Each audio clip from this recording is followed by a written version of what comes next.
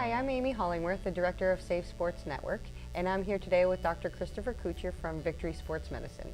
Thank you, Dr. Couture, for being with us today. Thank you. And we're talking about the targeting concussion management through clinical trajectories.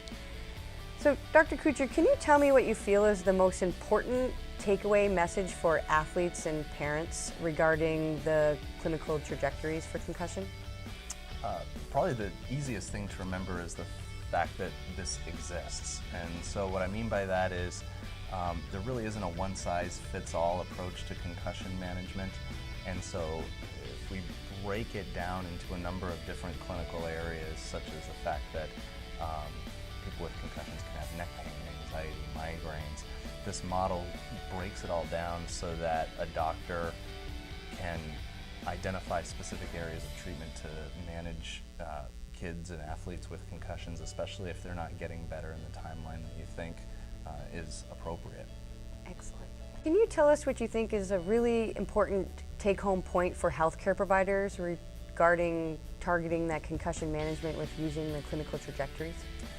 Sure. The fact that there are trajectories that exist is really important, especially when the management of an athlete with a concussion doesn't go according to what you would expect. If somebody doesn't get better in 7 days, 14 days, and they're struggling in a number of different areas, this particular model provides a framework for breaking it down into a number of different areas that will give the clinician a way to treat and manage all of these different areas using multidisciplinary approaches, medications, etc.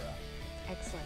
And do you think there's any benefit to being able to identify what trajectory an athlete post-concussion may be on, appreciating that there may be some overlap within the trajectories? Well, there's usually several different trajectories, especially for somebody that's not getting better. And there's an interplay of all of these 6 different realms of symptoms between anxiety, migraine, vestibular dysfunction, ocular dysfunction.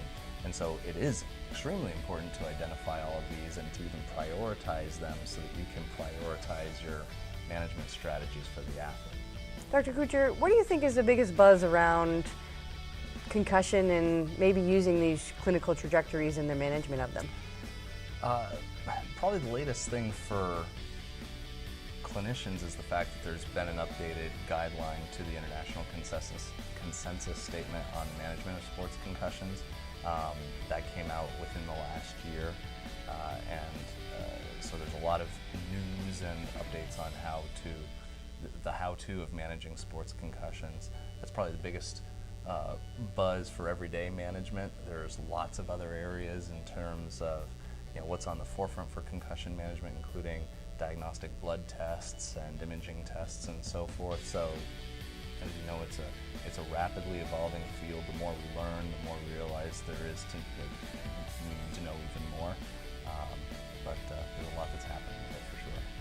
Excellent. Well, thank you for your time, Dr. Couture, and have a great day. Thanks.